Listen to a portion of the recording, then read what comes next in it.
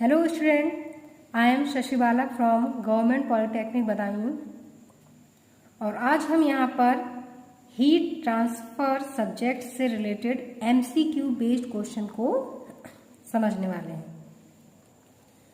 तो ये जो हमारे एमसीक्यू बेस्ड क्वेश्चन है, ये क्वेश्चंस हमारे किसी भी कॉम्पिटिटिव एग्जामिनेशंस या फिर डिप्लोमा बेसिस पर कोई भी जो आपका इंटरव्यू होता है उन सभी में इस तरह के जो हमारे एमसीक्यू बेस्ड क्वेश्चंस होते हैं ये काफ़ी हेल्पफुल होते हैं। तो चलिए स्टार्ट करते हैं इन क्वेश्चंस को। तो ये ऐसा हमारा प्रैक्टिस सेट है, यानी कि आप प्रैक्टिस के लिए कि किस तरह से इंटरव्यू में हमारे क्वेश्चन पूछे जाते हैं, किस तरह से कॉम्पिटिटिव लेवल पर फॉर डिप्लोमा बेसिस जो हमारे क्वेश्चंस आते हैं वो किस तरह से आते हैं, तो उसे शो करने का एक ये परफॉर्मा है। तो यहाँ पर जो हमारे कुछ क्वेश्चंस रिलेटेड दिए गए हैं हीट ट्रांसफर से, तो चलिए स्टार्ट करते हैं इन्हें। तो जो हमारा फर्स्ट क्वेश्चन है हीट ट्रांसफर से related MCQ based, that is heat flow mechanism through solid is known as. जो हीट फ्लो मैकेनिज्म होती है सॉलिड में वो हमारी किस मोड के द्वारा होती है? द ऑप्शन इज है conduction, convection, radiation and none of these. तो जैसा कि हम जानते हैं कि फ्लूइड की अगर हम बात करें तो वहां पर जो हमारा हीट फ्लो मैकेनिज्म अकर्स होती है वो थ्रू द कन्वेक्शन होती है, और रेडिएशन में हमारी without any medium heat flow करती है, और जो कंडक्शन है, कंडक्शन हमारा मेनली किस में होता है? सॉलिड में होता है। तो द राइट ऑप्शन इज है कंडक्शन। नेक्स्ट जो क्वेश्चन है that is SI unit of thermal conductivity are. तो जो हमारी इंटरनेशनल जो हमारी अंतर्राष्ट्रीय पद्धति होती है उसमें जो हमारी थर्मल कंडक्टिविटी की यूनिट होती है वो हमारी इसमें से कौन सी होगी? तो देखिए Q equal to from the Fourier law, Q equal to हमारा क्या होता है? KA/dt/dx। तो Q की जो हमारी यूनिट होती है दैट इज वॉट। A की यूनिट हमारी दैट इज एरिया यानी कि मीटर स्क्वायर। dt हमारा टेम्परेचर डिफरेंस यानी अगर हम इसे केल्विन में लेंगे, और dx हमारा क्या होगा? लेंथ यानी कि इन मीटर। तो ये हमारी जो यूनिट आएगी that is watt per metre into kelvin. तो जो हमारी थर्मल कंडक्टिविटी की जो यूनिट होती है in SI unit that is watt per metre into kelvin. So the right option is watt per metre into kelvin. The next question is heat flow by conduction is governed by. Conduction में जो हमारा heat flow होता है वो किस law के द्वारा govern किया जाता है? तो देखिए न्यूटन्स लॉ। तो न्यूटन्स लॉ हमारे मोशन से रिलेटेड होते हैं।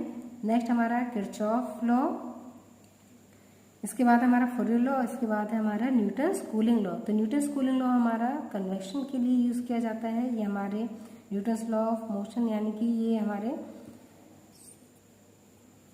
मोशन से रिलेटेड जितने भी लॉ होते हैं उनमें यूज किया जाता है। इसी तरह से जो हमारा किरचॉफ लॉ है करंट से रिलेटेड हमारा लॉ है ये, और जो फॉरियर लॉ है ये हमारा कंडक्शन से रिलेटेड लॉ होता है, यानी कि यह हमें बताता है कि जो रेट ऑफ हीट ट्रांसफर होती है, जैसे देखिए जो फॉरियर लॉ है वो क्या बताता है? The rate of heat transfer is directly proportional to the area perpendicular to the heat flow and the temperature gradient to the length of the heat flow। तो हीट ट्रांसफर के लिए कंडक्शन मोड में जो हमारा law use किया जाता है that is फॉरियर law of heat conduction. तो यहाँ पर जो हमारा राइट ऑप्शन होगा that is फॉरियर law. Next question है हमारा driving force for heat flow is.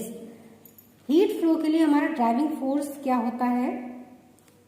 तो देखिए प्रेशर हमारा ड्राइविंग फोर्स नहीं होता है हीट फ्लो के लिए। हीट फ्लो में हमारा क्या होता है, जब हमारी जो हीट होती है वो हॉट टू कोल्ड मूव होती है, यानी कि जो हीट का ट्रांसफर होता है वो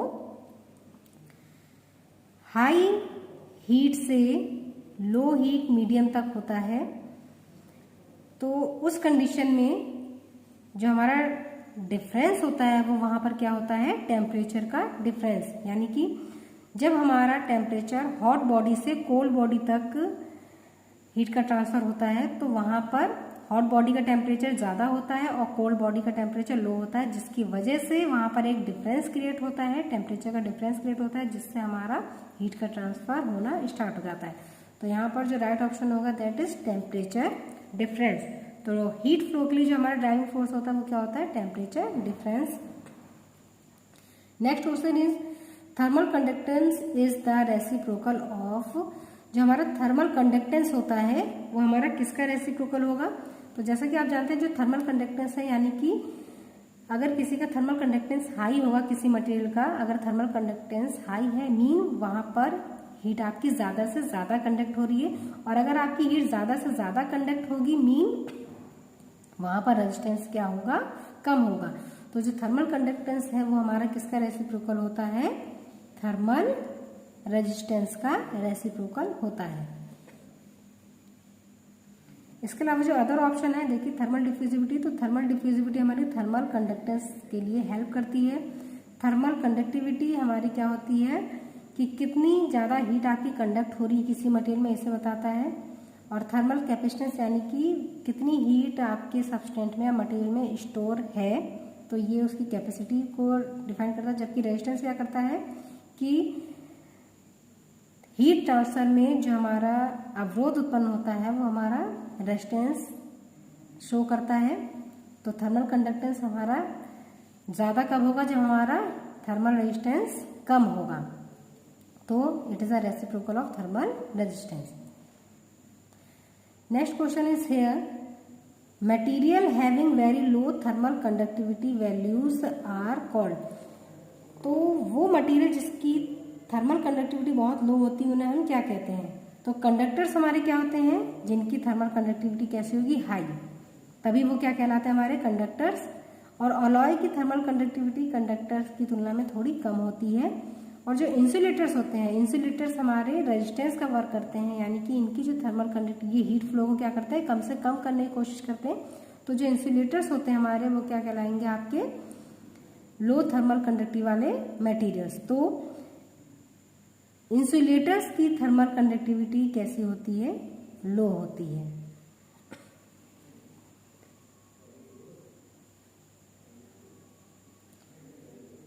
नेक्स्ट क्वेश्चन जो है हमारा SI unit of rate of heat flow is. तो यहाँ पर जो रेट ऑफ हीट फ्लो है यानी कि हमारा Q है, तो इसकी जो SI यूनिट होती है वो क्या होती है। तो देखिए जो हमारा रेट ऑफ हीट ट्रांसफर होता है या फिर रेट ऑफ हीट फ्लो, उसे हम किससे शो करते हैं, Q से। और ये क्या होता है हमारा heat transfer per unit time. तो जो हीट ट्रांसफर है, हीट क्या होती है हमारी एनर्जी, जिसे हम जूल से डिनोट करते हैं, और टाइम हमारा किससे यूज किया जाता है, सेकंड से। तो जूल पर सेकंड हमारा क्या होता है, वॉट। तो जो हमारा यहाँ पर राइट आंसर होगा यानी कि जो ऐसा यूनिट होगी रेट ऑफ हीट फ्लो की, दैट इज वॉट।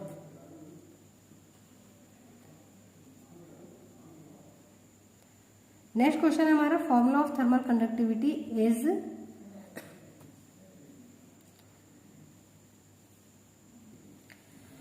सॉरी ये क्वेश्चन बाय मिस्टेक यहाँ पर गलत हो गया। यहाँ पर क्या होगा, formula of Fourier law is. तो जो फूरियर लॉ का हमारा फॉर्मूला होता है वो क्या होता है, तो जैसा कि अभी मैंने आपको बताया था कि जो हमारा फूरियर लॉ है वो क्या होता है, Q equal to KA dt over dx। और यहाँ पर एक माइनस का सिंबल होता है जो हमारे हीट लॉस को शो करता है। तो इसके अकॉर्डिंग जो हमारा यहाँ पर फॉर्मूला होगा फूरियर लॉ का, that is D Q is equal to K A D T over D X, और ये वैल्यू किस में आएगी आपकी माइनस में। तो यहाँ पर जो हमारा ऑप्शन है वो क्या मैच कर रहा है, D Q is equal to K A D T over D X minus का D T over D X. तो जो हमारा सही ऑप्शन होगा that is D Q is equal to minus का K A D T over D X. Next question जो हमारा है, which material having high thermal conductivity, copper, steel, aluminium and silver. तो सबसे ज़्यादा हाई थर्मल कंडक्टिविटी हमारी होती है सिल्वर की, और फिर इसके बाद कॉपर की। तो सबसे ज़्यादा हाई थर्मल कंडक्टिविटी किसकी होगी, हमारी सिल्वर की। नेक्स्ट क्वेश्चन है, for hollow cylinder the value of logarithmic mean radius. तो जो हॉलो सिलेंडर होता है उसके लिए जो लॉगरिथमिक मीन रेडियस हमारी होती है, या फिर हम ये कह सकते हैं जो वैल्यू या फिर जो हमारा फॉर्मूला हॉलो सिलेंडर के लिए निकाल के आता है लॉगरिथमिक मीन रेडियस है लॉगरिथमिक मीन एरिया का, तो that is 2 pi L R2 minus R1 upon logon R2 upon R1। तो जो हमारा सही ऑप्शन होगा वो क्या होगा, 2 pi L R2 minus R1 upon ln R2 upon R1। Next जो हमारा क्वेश्चन है,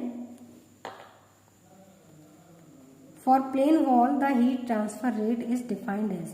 प्लेन वॉल के लिए जो हम heat transfer rate find out करते हैं तो उसकी वैल्यू हमारी क्या होती है, तो वो जो हमारा रेट ऑफ हीट ट्रांसफर होता है वो क्या होता है, Q is equal to delta T upon R। तो यहाँ पर जो राइट ऑप्शन होगा हमारा क्या होगा, देखिए T1 माइनस T2, यानी कि जो डेल्टा T हमारा निकाला जाएगा वो T1 यानी कि जो हमारा इनिशियल टेम्परेचर है, जो हमारा हाई टेम्परेचर होगा, और T2 हमारा फाइनल टेम्परेचर होगा, जो लो टेम्परेचर होगा उसका वैल्यू T2 की वैल्यू हमारी कैसी होगी, कम होगी कंपेयर देन T1। तो डेल्टा T हमारे क्या फाइंड आउट होगा, T1 minus T2 upon thermal resistance in case of conduction. तो हमारा राइट ऑप्शन क्या होगा यहाँ पर, Q equal to T1 minus T2 upon R। नेक्स्ट जो हमारा लास्ट क्वेश्चन है that is in liquid gases and solid which having high thermal conductivity. तो लिक्विड, सॉलिड और गैसेस में इन सभी में सबसे ज्यादा हाई थर्मल कंडक्टिविटी किसकी होती है। तो जो हमारी थर्मल कंडक्टिविटी होती है वो किस पर डिपेंड होती है, मॉलिक्यूलर वाइब्रेशन पर, यानी मॉलिक्यूल्स के वाइब्रेशन पर हमारी ये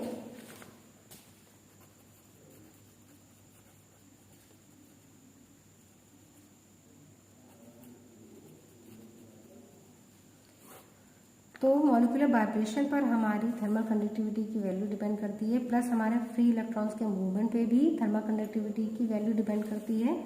तो सॉलिड में सबसे ज़्यादा हमारे फ्री इलेक्ट्रॉन्स मूव करते हैं, और जो मॉलिक्यूलर वाइब्रेशन होता है वो सबसे ज़्यादा हमारा सॉलिड में होता है, क्योंकि यहाँ पर जो हमारे सॉलिड मटेरियल में जो हमारे मॉलिक्यूल्स होते हैं वो काफ़ी पास एक दूसरे से जुड़े हुए होते हैं।